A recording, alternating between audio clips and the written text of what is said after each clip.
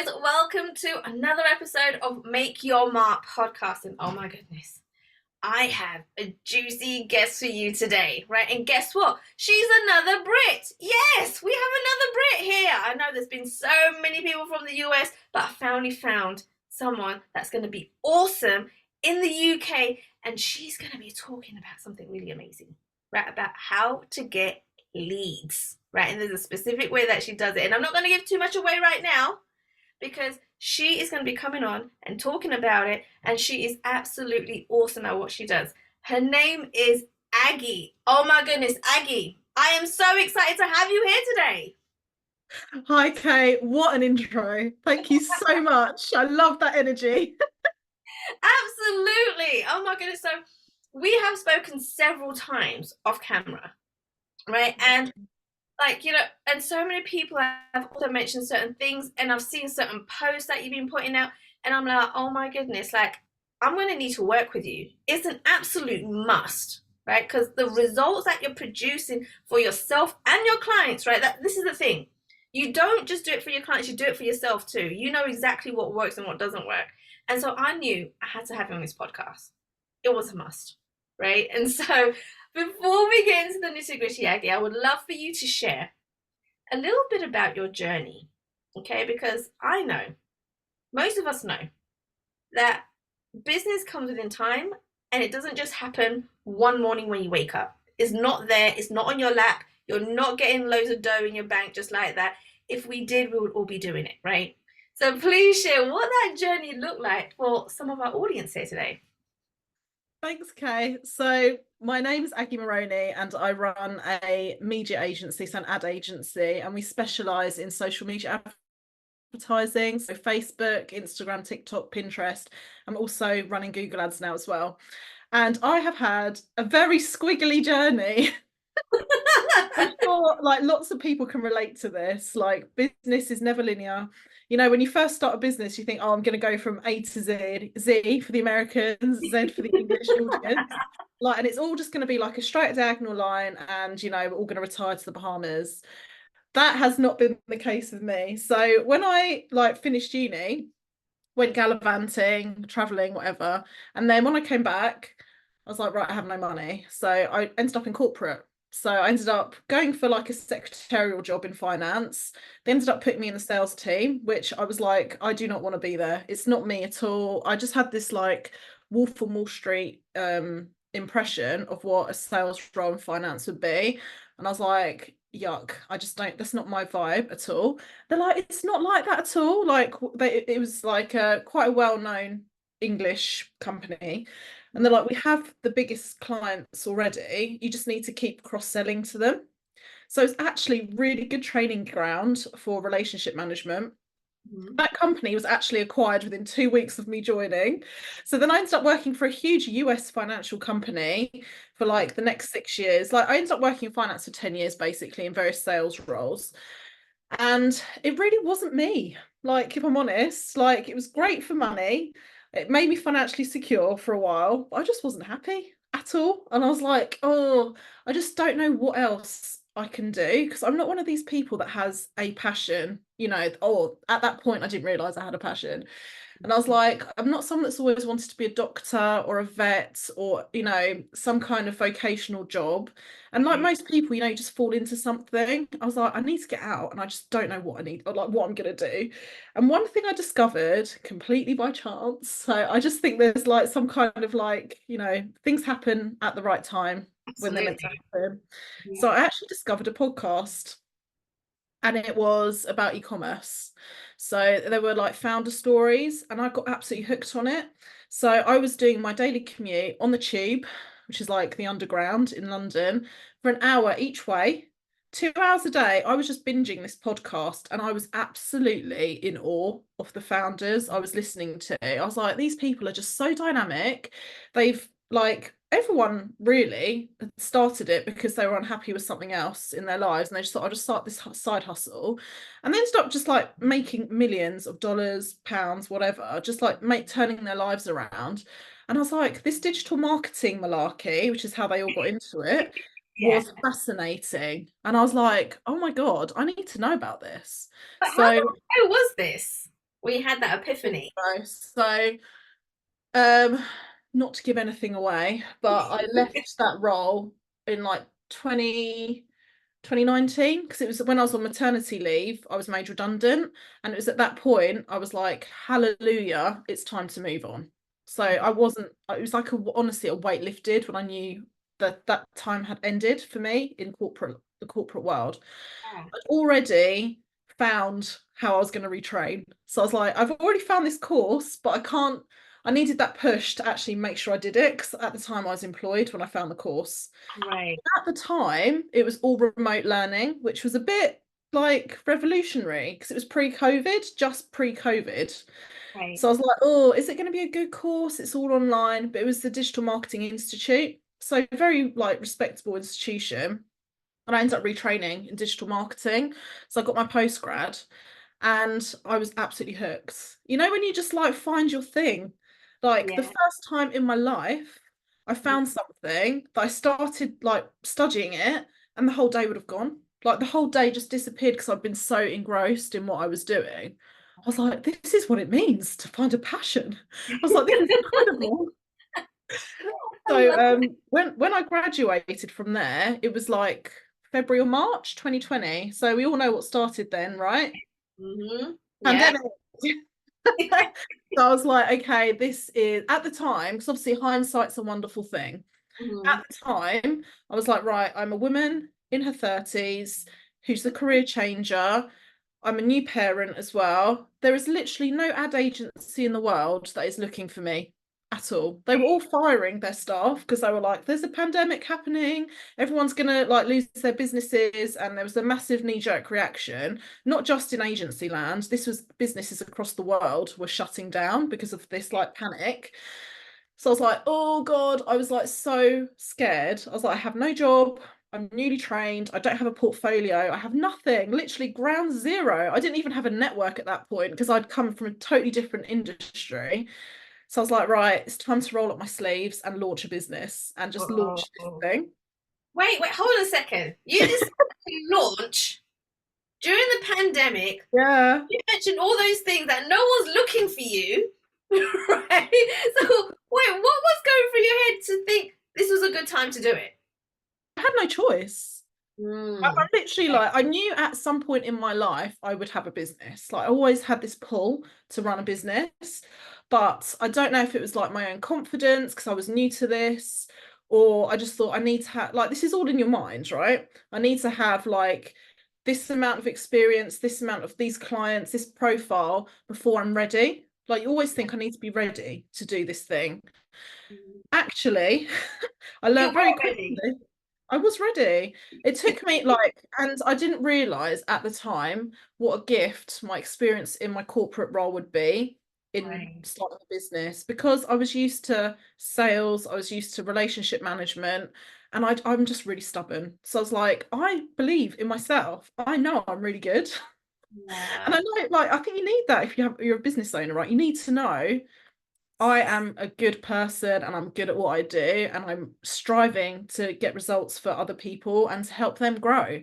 Because essentially, what I do with ads, I can take a business that is already successful, so it's got a proven product, proven service, it's ticking along well, and I just add rocket fuel to it. So suddenly there's more leads, there's more sales, and the business grows because the foundations are solid and they're ready. Like I work with brands that are at that point where they're ready to grow. So I rarely work with a brand that's new. Awesome. So I never work with businesses that are new, you know, if they haven't got a tested product or service, because there's just so much unknown. You don't know if people actually want your thing. So if your product or service is selling like hotcakes, you can't keep up with demand, you'd usually think, I don't need ads. That's usually what how people think, right? They think organically I'm doing fine, I don't need to invest money. Absolutely. Is that That wrong? yeah, that's the time to invest because you're like in the moment, people want your thing. So that's when you put more money behind it because then you make even more. Oh my goodness. Okay, so I was in that kind of mindset as well, right? Like you don't do ads until all your organic options have run out. Yeah. Right. And I think a lot of people think that as well, right? That's not the first thing that you actually do. If you're making money, then why would you need to do ads? But it makes complete sense. Like, turbocharge it even more because you know it's working, right? Let's put the pedal on the gas. Yeah. Definitely. So this is like a mindset thing as well. So a lot of business owners, if they've never invested in ads before, they see it as an expense. So they think, Yeah. oh, I don't want to spend the money on the ads. It's such an investment. When you do it properly, the ads pay for themselves because you'll be making more than you're spending back. So that's why it's really important to really test organically what you're selling. So do people want your thing, whether it's service, product, without advertising? If it's a yes, you know your numbers, right? You know, right, this is my cost per sale. This is like how much I can afford per lead because I know this is my conversion rate. So if I show this ad to so many people, this many people will sign up to my freebie, for example, then I know that so many people will buy a smaller offer or a bigger, whatever it is that you're leading them to. Once you've done it organically for a while, you know your numbers, so you kind of can predict, okay, so if it's going to cost me, or if I need this many leads to get one high ticket sale, that means I need to spend this much money to get there. So it is all maths and all kind of figuring out what you can afford to spend and what you need to be profitable to get it back. Absolutely. Oh my goodness. Now, when you talk about ads, right, are you talking about a particular platform or all ads in general? So I am talking, well, it does apply to all platforms. My specialism is in meta ads, so Facebook and Instagram, but the same applies. Right. The nuance on it Mhm. is that each platform behaves a bit differently and they will target people at different points of their buyer journey. I'm doing inverted commas here for anyone who's listening and not watching. So one thing that I think is really important and isn't really talked about enough is the difference between Google ads, for example, and social media ads. So if you go and Google something because you need, say, I don't know, a new air conditioning unit, or you need to find a local dentist or something, you know what you need. So Yeah. that's demand capture. Google is capturing that demand. Okay. Whereas, maybe, I don't know, just a random example. You're on your phone on, Instagram, scrolling along, and suddenly you see the most amazing dress you've ever seen. You're like, oh my God, hold my phone. I need to buy this thing. This is like the most amazing dress I've ever seen. We've all been Right. there, right? We've seen a thing on our phones, think, oh my God, I need it. It's Yes. not necessarily that you actually need it. It might be that you just like it. But it will be a brand that you've never heard of. It will be from a business you've never heard of. It might even be a thing that you never even knew existed. So that's demand creation. I Okay. love So you're getting in front of people that don't even know they have a problem. They don't even know that they need that extra dress for their holiday, or, they need another pair of running shoes, or actually, I need a divorce coach.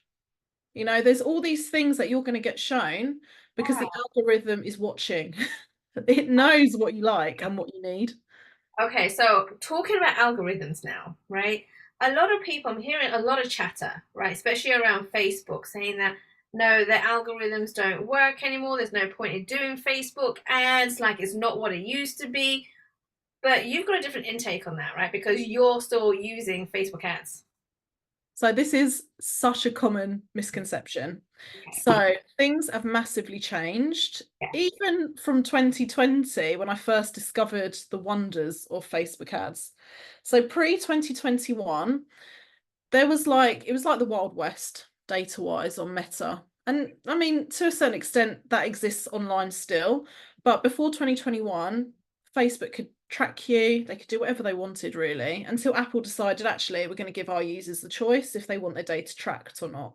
Before then, you could put in really, really detailed targeting in your ads, and you could really be specific about who your ads are being shown to based on interests and demographics. Then 2021 happened with the iOS 14 update. Mhm. This was like a storm in the online advertising world. Uh-oh. Like businesses collapsed, it was like Armageddon in ad. I mean, it may sound dramatic, but I cannot stress enough what a big difference this made in advertising. And this is where this misconception has come from. At the time when this tracking thing happened, it's not very technical, is it? When this data tracking change happened, because so many people opted out of having their data tracked, suddenly all these interest-based targeting options weren't as effective anymore. Mm. Also, at the same time, Meta decided that they wanted to be, I don't know, less discriminatory, which isn't a bad thing. So lots of health options like interests or ailments were removed. Anything that would indicate your sexuality, maybe your ethnic origin, anything like that, all those things were removed. So Wow. for certain businesses that relied on those really specific targeting options, suddenly they're like, crikey, I can't actually find my audience anymore. I mean, a less extreme example, I was working with a coaching company that were training up wedding planners, and suddenly wedding planner disappeared as an option to target. And then we're like, why? It's such a benign thing. There's nothing discriminatory. It was Right. a very odd thing. Suddenly lots of options disappeared. However, the flip side of this is, since then, Meta have invested so much of their sort of resources in developing the algorithm. So Oh, now, even if you can't target yourself, those mhm. interests, the algorithm will find people for you. And the way it does that is it will track your behavior. So maybe you linger on a post longer than something else, maybe you comment, maybe you share, maybe you've been looking at pink trainers on a website and it knows that. So it will then find advertisers on its platform that are selling pink trainers. Suddenly you're seeing lots of pink trainers in your feed.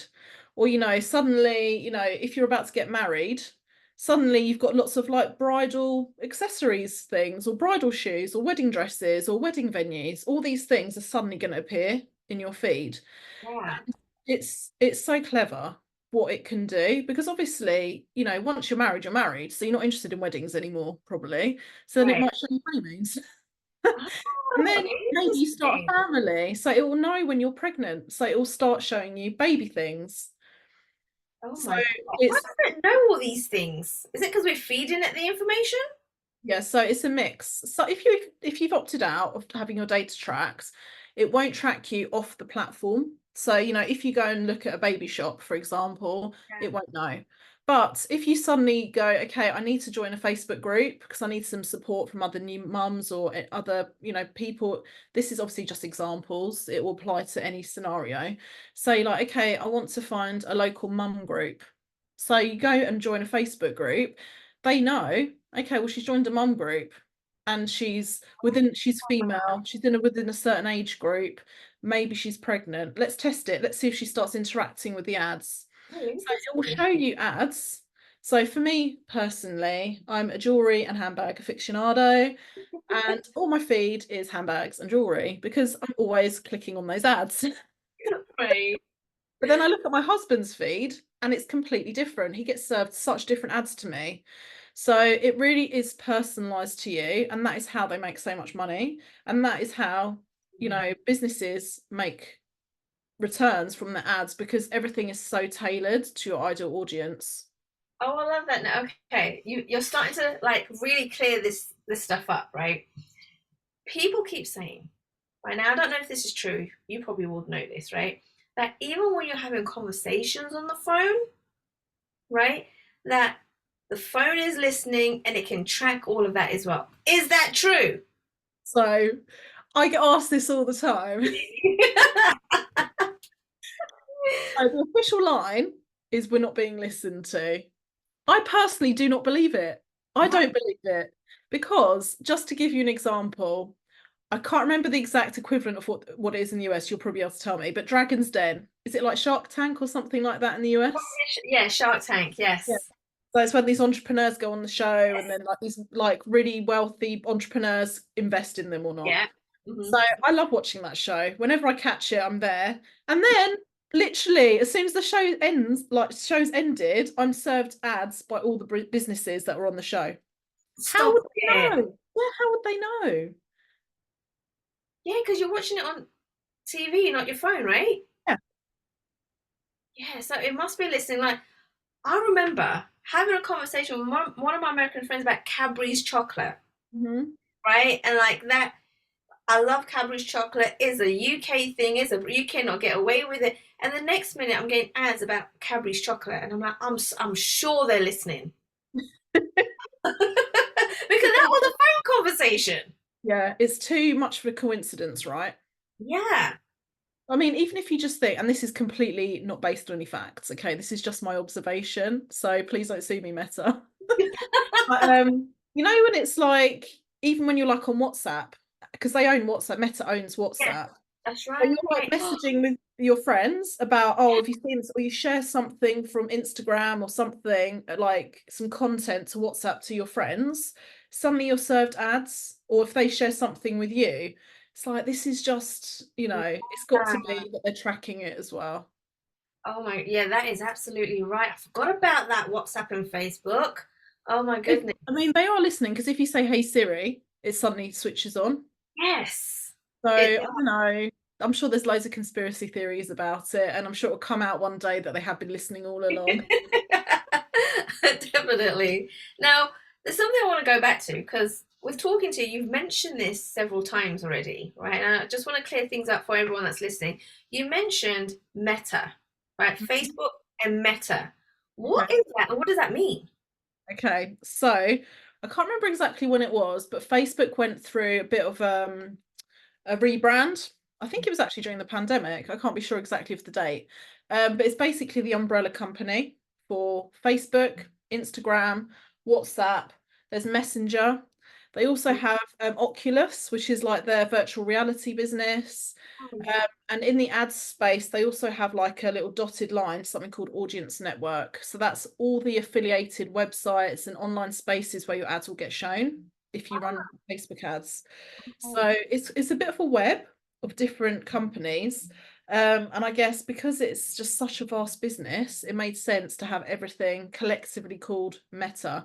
So you might see, like, for example, shameless plug, I do have a Meta ad starter kit, mhm. completely free, but everything I cover in there covers ads across the businesses within Meta, so Facebook and Instagram, and I touch on like Messenger.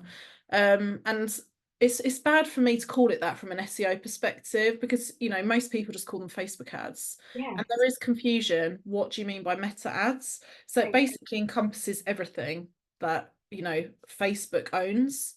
Facebook, Instagram, like I said, like lots of businesses. Oh, that makes much more sense now. Okay.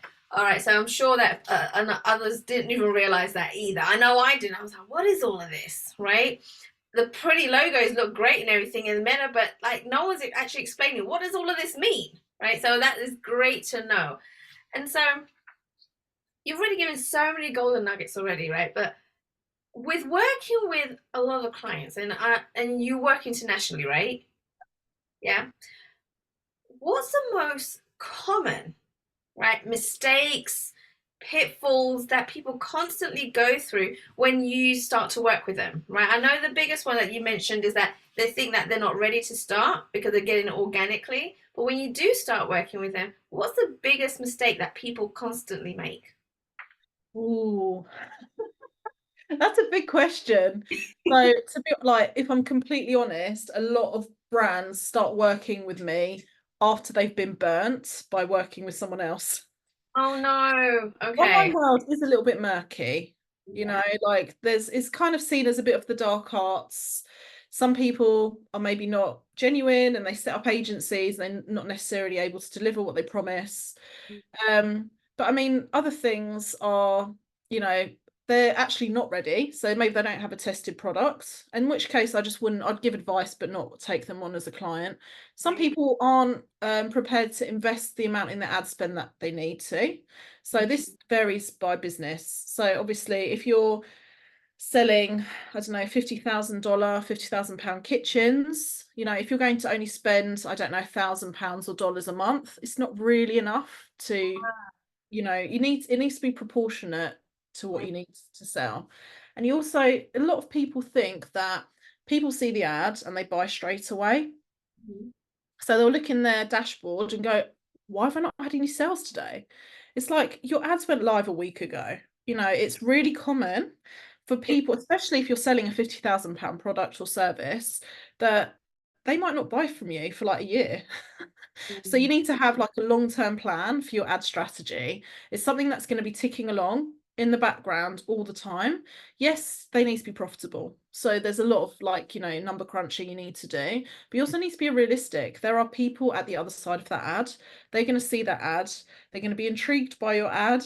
They're probably going to go research you, research your competitors, forget about you, see another ad of yours, remember you, then go and check you out again. The stats change all the time, but something that's always kind of mentioned is there's 27 touch points before someone will buy. Did you say 27? Yeah, I mean, they'll check you out on your website, on your social media accounts. They might see, ads a few times. They might get a referral from a friend. They might ask a few people, have you tried this product or service? Have you heard of them? There's a lot of consideration that people, and especially at the moment, things are a bit iffy in the economy. People are really considering their investments into what they buy, especially if it's a higher ticket item. There's more consideration taken before they invest. Absolutely, absolutely. Okay, so when you say, okay, like you just start the ads and it's only been a week, right? And I've not seen anything come through. How long should it take before it really kickstarts and brings those leads in? Okay. So this is actually a really interesting question as well, and it's down a bit to mindset as well. So I work on a minimum 3-month contract with someone, with a brand or company, because there are a few things that will impact how quickly your results come in. You can get sales on day one. It's happening. Like I've launched a client yesterday, we've already got sales. So it can happen straight away. But that's kind of become the expectation, and it isn't always the way. So it can take 2 to 3 months to warm up. And what I mean by that is if you've never run ads before, or maybe you have run ads with another ad partner and it's always been a bit meh, like, you're like, oh, not really seeing what there is going on. There is so much testing that you need to do, not Wow. just your creative elements, so your static imagery, video, maybe do carousels, or, there's lots of different formats you can test, but also your messaging. So you have to be Mm. so clear on actually speaking to, really getting under the skin of those people. So remember, we're connecting with people through the ads. What are their fears, their hopes, their dreams? What are the issues that they're having? Like what would make them like compelled to click on your ad? Because if you think about how ads look on your phone or your cell, like whatever you call them. So most people will be like looking at their cell phone, and they'll be scrolling like mindlessly usually. Maybe they're watching telly, they're walking their dog, they're screaming at their kids, whatever it is. Most people are distracted when they're on their phones. It's not something that you sit and intently watch. So your ads need to communicate like in a blink of a second what it is you're selling. So it has to be visually striking, so it stops them in their sort of like stops the scroll, and Yeah. then the ad copy needs to compel them. So it's like, oh my goodness, I can relate to this. This is talking to me. Like, oh yeah, I've got thinning hair. What's this? Mhm. Or, oh yeah, I need to train my puppy. What's this? Something that they can say, that's me. I can see myself in this. I need to know more about this.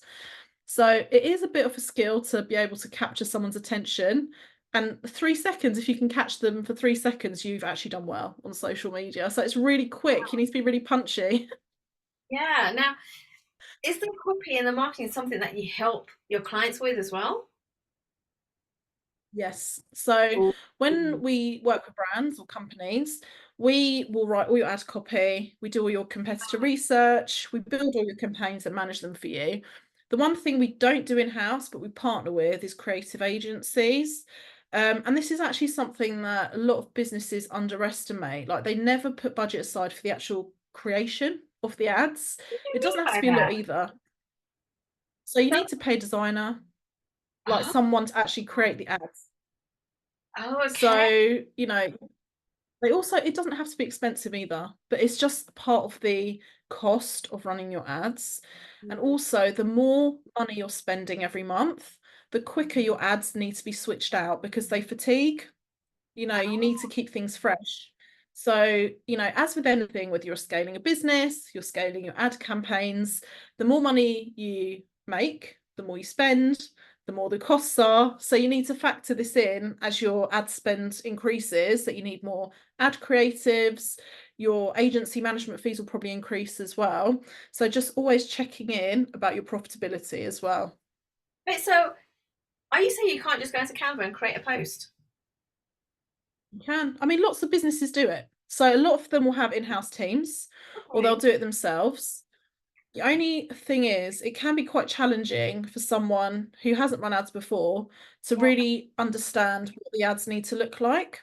Ah, So we do create briefs, creative briefs, and we use software that pulls in examples of ads that are live.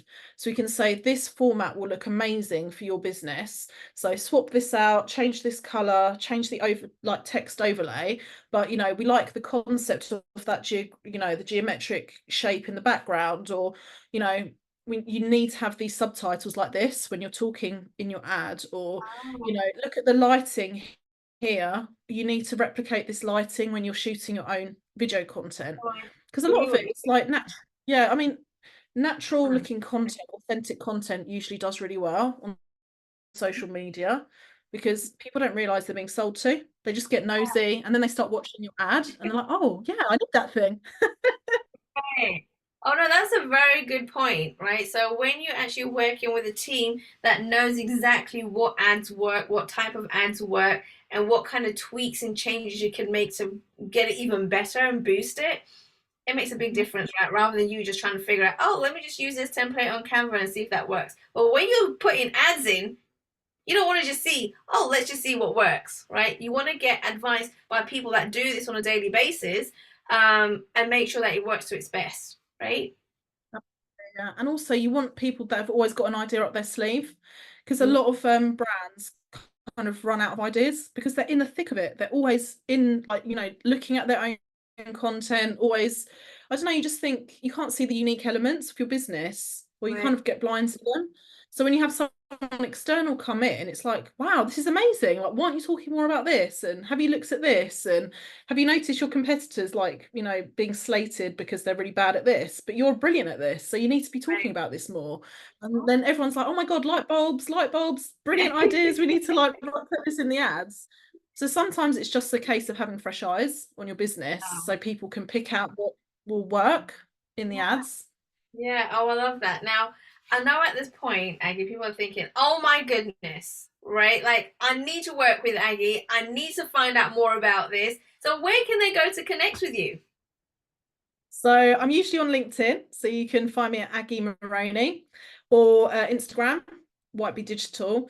And if you've never run ads before and you're thinking, I just need to have a little sense of what's going on, I have a free Meta Ads starter kit. So I'll share the link with Kay for that as well, so you can download that. Awesome. Guys, all links will be in the show notes. So make sure you scroll down, get hold of Aggie, go through that freebie, right? Because that's going to be the first step for you to really understand what this is all about, and connect with her. Go on her socials, connect with her, follow her, because you're going to be learning so much more and you're not going to regret it. I promise you. Aggie, thank you so much for coming onto the show. So many golden nuggets in such a short amount of time. Thank you so much. Thanks for having me. Thanks for listening to Make Your Mark podcast at www.makeyourmarkpodcast.com. Make sure you hit that subscribe button so you get this and every other episode that comes out.